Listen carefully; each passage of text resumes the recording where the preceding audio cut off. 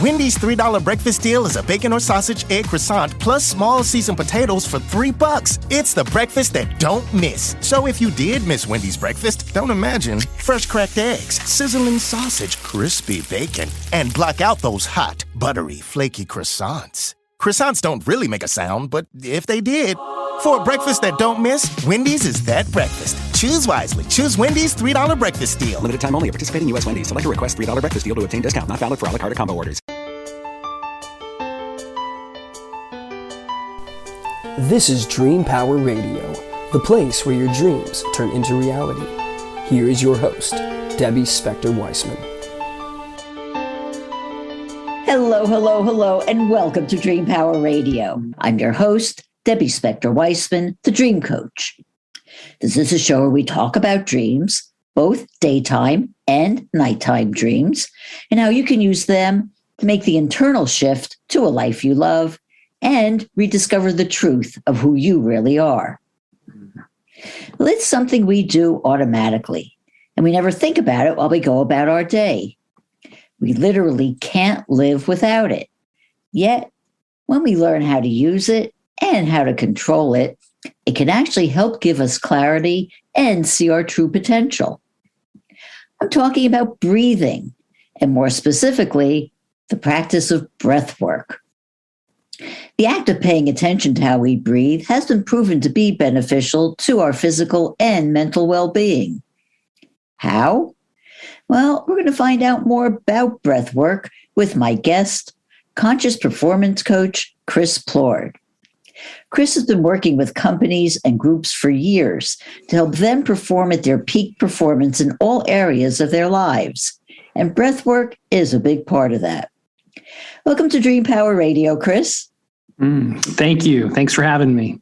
Oh, it is my pleasure. And Chris, for those who are not familiar with breath work, can you give us a short explanation of what it is? Sure. There's a couple different ways of going about breath work. The way I like to teach it is like a holotropic type of movement. It's a deep breathing we do for an extended period of time, can be anywhere from 20 minutes to an hour. And what it basically does is it fulfills the body or fills the body up with oxygen, CO2, and allows stuck energy to be moved. Right. And that stuck energy could be something like emotions. It could be memories. It could be something that we've been holding down. But the whole point is to really let the layers come off, the mask come off, so that you can get in touch with your soul. You can get in touch with your dreams. You can get in touch with who you really are, so that you're able to make these authentic, real, intimate connections with people that I think most of us really crave, and most importantly, ourselves. Another quick one, it stabilizes the nervous system. It brings down cortisol levels. There's just benefit after benefit of what breath work is and what it can do for us. Yeah, I want to talk about some of the benefits. I mean, because you did talk about, loosening that stuck energy. And a lot of people don't even think that they have energy that's stuck. Right? Yeah. Like that. So you talk a little bit more about that. Sure. I'm a believer that in our bodies, we hold a lot of stress, a lot of things that we're not sure of. Like, for example, when people get stressed at work or at home, some people feel it in their shoulders, in their arms, in their upper back. What that could be is just a physical response to the whatever is happening on their external, right? So it's a protection. It's something that they store. What this allows us to do is release those areas and kind of take away some of the pain, take away some of the discomfort. And sometimes there is a flood of emotions that come along with that, because I think it's for a lot of us, we've been programmed to bury emotions. We've been programmed to bury certain things that we don't feel because we're trying to get through life as opposed to really being present with what's happening. So this is just one of the things that could remove or allow us to dance with whatever is within us, so to speak, rather than fighting it. Yeah, it's good to be dancing, that's for sure. Yeah, there you go. The times that I've engaged in breath work, I get images in my mind that I find they're very similar to my dreams. Is this common? Oh yeah, for some, and I think a lot of people, when they hear, "Hey, this is what I got out of the session," it's like, I want to compare myself and I want that, right? A breathwork session, there, you never get the same one twice. So some people will get visuals. Some people will actually hear things. Some people will experience physical sensations in their body. Some people will have a big release and they don't even know what it is. So it could be, and it also could be a very mystical experience. So it just depends on where you're at in your life, what you have unlocked as far as what you're able to work with, and that the breath could help show you whatever you need to see in that time period. So it's wherever you are. It's just kind of releasing and surrendering to what's coming through. So if you're in a session with somebody and they start like crying unbelievably, how do you as a coach handle that? It's a great question, because I used to be a very empathetic crier. I was a sensitive young kid until I realized, I don't want to be this. I'm going to be a more hardcore. I'm going to put these masks on, these layers up, and that served me for some time until it didn't serve me anymore. And now what I'm seeing and I had a hard time getting back to that part of me, like getting back to that sensitive, emotional person. And so when I finally did, and I allowed myself to feel that emotion, there was a real big sense of relief, a sense of like, there's a freedom within this. And so when I see someone going through crying now, rather than really wanting it to stop, I look at it as like this beautiful release, this beautiful emotional experience that they're having, because I know in the middle of that crying episode, that feeling of feels, that there's going to be something that gets unlocked, and it happens pretty much every single time. That they're always glad they did. They might fear it as they go through it, but they're always glad that they had it happen, because there is that lightness and that freedom that lies within it. Yeah, I just want to pause a second and talk a little bit about the act of crying itself, because so many people, a lot of people from, childhood are told, well, I'm not supposed to cry, especially men are told, we don't cry. Yeah. We don't cry. But it's really beneficial to really release it, just like you said. Yeah. There's a vulnerability. I've worked with men's teams and organizations for 14 years now. And I think it's the new leadership, the new authenticity, the vulnerability that needs to come into running companies, governments, all of this. And I'm not saying be a victim to your emotions. What I'm saying is own your emotions, right? Allow yourself to feel whatever is surfacing, because at that point, once you do, there's a release, there's a new sense of creativity that happens, a new energy that you're able to tap into. But we tend to block, we tend to put things up because of the way we've been taught and programmed as young kids. And when I say programmed, we weren't intentionally, our minds were screwed with, like our parents and our mentors and our aunts and uncles and the people that raised us did the best job with the tools that they had. And now, but that happened before the age of 20, 25, somewhere in there. But as we get older now, it's time to reprogram where we want to go, because if you always do what you always did, you're always going to get what you always got. And a lot of people don't want to have what they have had any longer. They want to shift things. So if you want to continue going on down that road, and for some that works, but others need to experience and have the courage to feel into these emotions that exist, and they're your emotions. Because we've had past things happen for us, not exactly to us, that are here to teach us and show us who we are and to put us on the right path that each one of our souls should be on. Absolutely. And it is so important to own our emotions, because when we do, we're knowing ourselves better, and knowing ourselves better is the key to everything. Right. Yeah, and 100% right. And that's what a lot of people will get really confused about, is they think it's a form of weakness, and it's not. It's just, and yes, maybe there's certain people that you don't want to be around when you're having these emotional outbursts, or there's certain people you do want to be around that are able to hold that space for you as you go through it.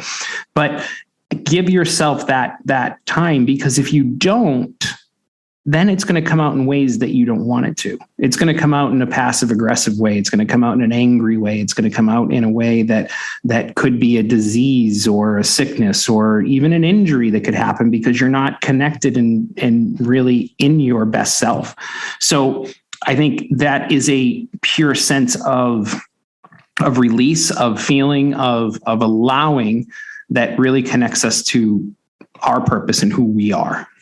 No, absolutely. And I have to say, quite honestly, there was a time when I went through a period where I couldn't cry. This is, way before I started, studying dream work or anything like that. I didn't know about any of this.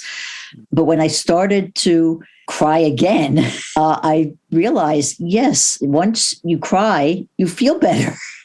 You've gotten it out and you feel better. Whatever sadness you had before you started crying, it's way after that. It is a release, and that's kind of the same kind of thing you get out of breath work.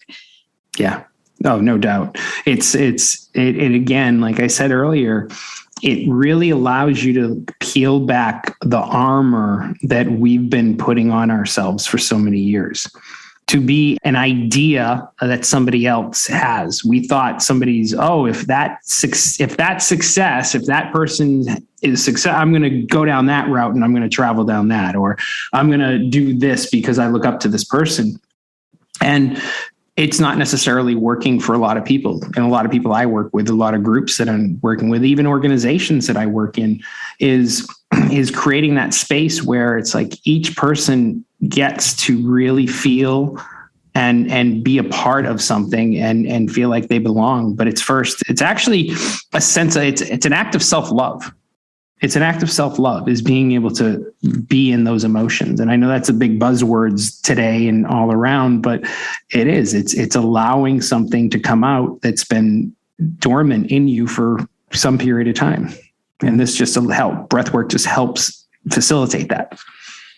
Exactly. And the thing is that, some people like to think of modalities like breathwork as, a little woo-woo, a little airy-fairy, but you've said it's done by groups like the Navy SEALs, and that seems to be about as hardcore and unairy as you can get. Tell me about how they use breathwork. Right. So obviously, as we know, special ops training, you go through super intense training to really connect to yourself. And I think I don't know exactly when they started using it, but if you think about the stress that it must be to go into a situation like what a Navy SEAL will go into, right? And it's all relative. The same stress could be put upon a CEO making a big decision, selling a company, or even a mom worrying about their children, or making a decision to, start a career, or whatever the case may be. But if we're holding on to things that we haven't come to terms with yet, that we haven't seen within ourselves, that we don't understand about ourselves, and we go into those high stressful situations, they may come out in ways that could, for SEALs, maybe cost them their lives, right? Cost millions of dollars in a business, make a move that they're not connected to. So getting rid of, or not getting rid of, expressing what is underneath, right, is allowing them to kind of move through. So if there was, say, a childhood trauma, whatever that could be, it could be an abuse situation. It could be even just getting yelled at or told to be quiet, right? That's something that for a lot of people, it's all relative. It's very hurtful. And you haven't looked at that. And then you're in that type of situation with a company or whatever, and that comes out, then guess what? It's not going to bode well for yourself. So we might as well work on it in training, in practice, so that when we are performing at our very best, we're able to connect to the very best of ourselves. And that wouldn't get in the way. That trigger wouldn't allow us to make those right decisions. So it's about clearing those triggers or understanding those triggers. Mm-hmm. Got you. Well, on that, we're going to take a short break. We are speaking all about breathwork with Chris Plourde, and we'll be right back. If you're not pleased with the trajectory of your life, the time to begin your own personal transformation is now, and your dreams can help pave the way. How? By tapping into your unvoiced confidence. What is unvoiced confidence, you say? It's the acceptance of your abilities and qualities. It's a state of mind coming from liking and even loving yourself, and feeling free to say or do anything you want without concern for the judgment of others. You were born confident, but may have had it chipped away little by the negative self-beliefs you've picked up over the years. If you're looking for the heightened energy, clarity of thought, and the feeling of being more alive that comes from self-confidence, you can rediscover it by paying attention to your dreams. Need some help doing this? Go to my website, thedreamcoach.net, and sign up for my complimentary dream discovery session. I can help show you how your dreams can help you return to the confident person you were always meant to be. Again, go to thedreamcoach.net. thedreamcoach.net. Welcome back to Dream Power Radio with your host, Debbie Spector-Weissman. Yes, welcome back to Dream Power Radio. I'm your host, Debbie Spector-Weissman, and we're talking about breathwork with Chris Plourde. Well, Chris, told me all about the benefits of breathwork, but I'd like to get a little bit more into the specifics of it. When you do a session, is there a particular length of time that you need in order for it to be effective? Yeah, I typically like to teach about a 45-minute class, but we're breathing actively for about 30 minutes or so. That's on average. Sometimes, if like anything, it takes time to build muscle. Some people might get really tired. They might have to go for a shorter period of time. But I think in that time, the first part of it, there's always going to be a little bit of resistance that comes up for people, just like anything we start in life. And then once you kind of fall into it, the quicker we can let go of our thoughts. And I say that lightly because I know how challenging that is, and really connect to the sensations of the body. That's when we're able to kind of go, oh, there is a feeling, an emotion, something physical that's happening within the body, an energy that starts to swirl that gets to move through. So when I get to kind of guide people through that, if something comes up where I'm getting a hit that I need to say something, I'll just kind of go with that, or could be a sensation within somebody's body or whatever the case may be. And generally that might bring something up, bring something to the surface, or it just might be them being in silence, or a song that I'm playing is really just sparking something or a memory. But yeah, I would say, you're breathing actively for that 30 minutes. And then at the end, we're doing a nice little quiet rest for 5-10 minutes. And then I'd like to, and I can't always do this with all the platforms that I teach on, but I love to have an integration after, just to discuss what happened and what came up and what surfaced, and how can we use what surfaced in that breathwork session and implement it into our lives. Because ultimately that's what it's all about, is we get these hits and understandings, just like, when you have your dreams, it's like, what do they mean? And how do we integrate these things into our lives, which I think is the most important part of this work that we do. And do you recommend that somebody engage in a regular practice? Well, I think we know, I think it's at least once or twice a week to start, maybe just to kind of have that feeling, but it just depends what you're looking for. Have the first session and see where you go from there. And if you do have control, if you have a controller within you, it might take a little bit longer to kind of get to. But yeah, I'd say at least once a week. If you're called to it, twice a week, but it just depends on if you ask the question, you'll know. You know what I mean? Some people tell, well, you should do this, this, and this. And I think we all have this sixth sense of what's going to be right for us, whether that's breath work, a fitness routine, whatever the case may be. If you just quiet down and listen, you'll find out, okay, I think for now I'm going to do it once a week or twice a week or 3 times a week if you're getting called to it. So it just really depends. Mm-hmm. And are there any downsides to breath work?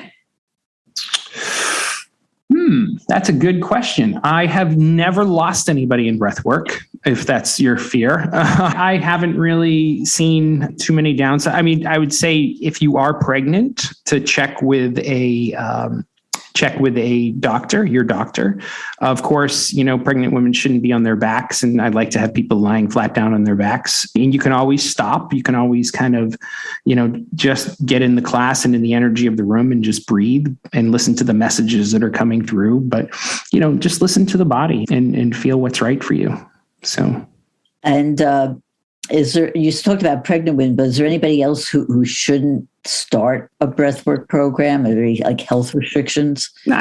I mean, if you're prone to cardiovascular disease or some sort of heart condition, you might want to kind of look at, again, speaking to your doctor. It doesn't mean that it's going to affect it, but if there is a concern there, then sure, talk to you to tell them what type of breathing you're going to be doing or her, and just let them know that, are there any precautions I need to take, and what does that look like? So. Okay, that sounds very good. We talked about making it a daily practice depending on how a person reacts to it and how often they feel they could benefit from it. When you're in a group situation, do you find that the people in the group get affected by each other? Oh my gosh, for sure. There's a magic within the room that starts to kind of swirl and happen a lot of the times. And there are points in the breathwork class where I like to have them maybe let a little yell out or a big yell. If somebody's crying, they're doing that. Sometimes we're laughing because we take ourselves too seriously. But that's the whole dynamic of groups, of teams, is it's not just about interacting and communicating via a language. The language is of the energy that's around us. And when we can really tune into that energy, right, then we can learn from it. So for example, you may have somebody who triggers you in some way, shape, or form energetically. And how do you learn to kind of block that energy if you want to put up a boundary? I mean, I'm sure we all have those people in our lives that learn to put up that boundary, that we need to put up those boundaries in order to take care of ourselves. But on the flip side, there may be somebody you just adore, a friend you're with, or a spouse that you just you're feeling them and you're feeling what's going on in their world, and you want to just be there for them or support them energetically. It just really depends. I mean, I can honestly say I've never taught the same class twice, or anybody has got the same thing from a class twice. It's always something new and something different. It's truly very journey-esque like environment. So you do a lot of work with companies. I can see, the benefit of an individual getting benefit out of it, but what's the benefit to a company by having groups in the company doing it? So I'm going right back to communication, where I'm smiling because there's been so many profound breakthroughs that happen within organizations and companies that people may have had struggles with or connected with in a negative way before. But when you put them in this environment and you all have them go for it and really commit to that breath effort, put themselves in there, the layers come off and the masks come off at the end. And when we get to talk about those situations and things that occur within maybe the work environment, and some of what were problems now become understandings, so to speak. And then when people are able to talk and have the courage to say, hey, I just went through this, or I had this experience, it gives others that permission to do so as well. And so what we're doing is we're getting to see each other for who we really are, as opposed to that barrier or that mask that we put on for so many years. And I think once we take down that, then we're really able to produce in a much more effective way, because there's no more of those silos or those type of problems that existed before, because everyone's getting real and everyone's being honest and everyone has the courage to step into their authenticity and their vulnerability. And I think that's where we're able to perform at our very best. So do you find that after people in companies go through this, the petty games and the try to one-upsmanship is sort of decreased? Decreased for sure. It's work. There's more things that happen, but you're able to look at triggers that you're going through. When I went through my training, my teacher, David Elliott, he did this brilliant job. We'd have like 50 people in a room, and we'd all be new, or some of us wouldn't know each other, and he'd partner us up or put us in trios.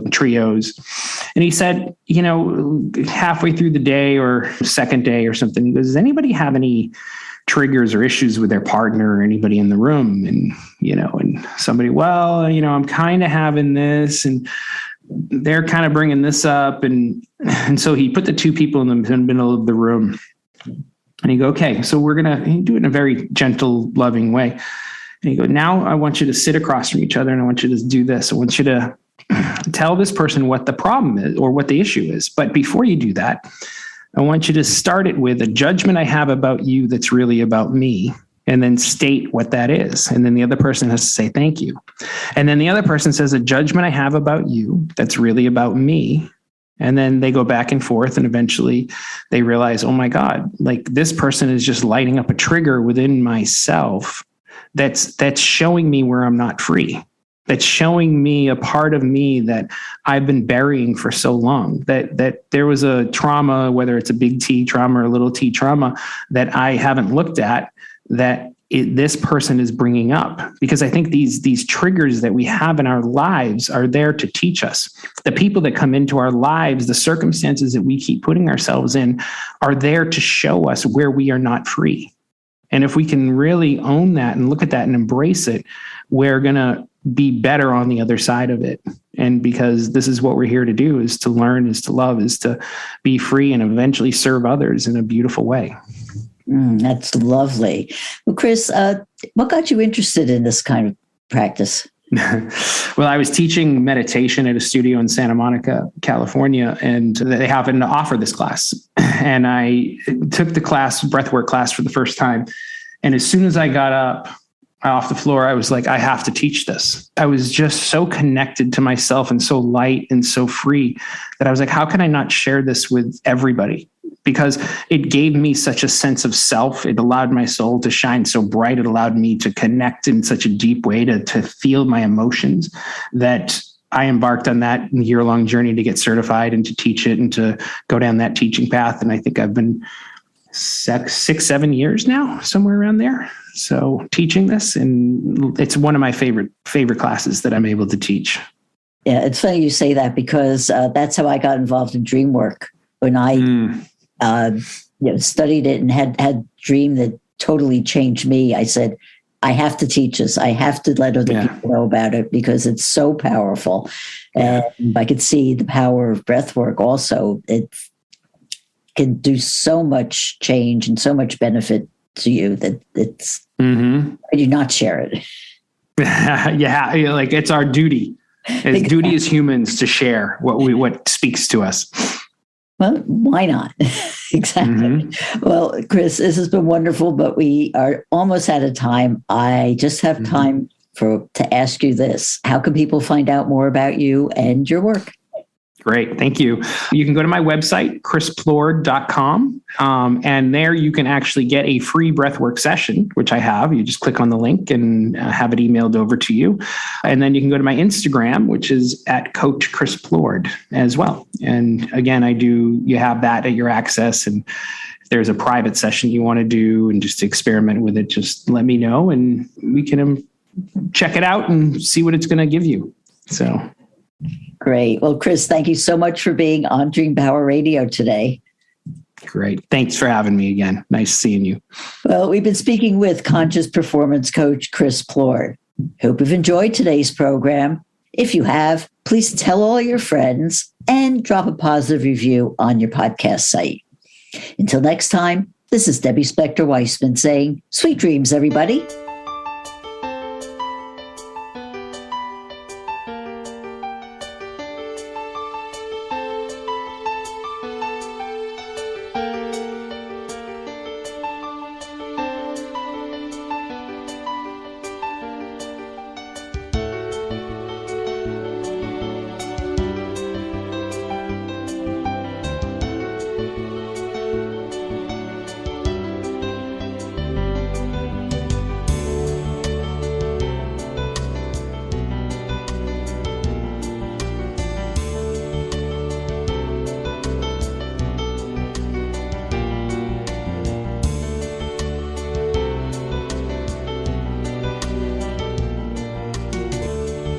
You've been listening to Dream Power Radio with your host, Debbie Spector-Weissman. For more information on Debbie or to sign up for her newsletter, go to dreampowerradio.com. This has been Dream Power Radio.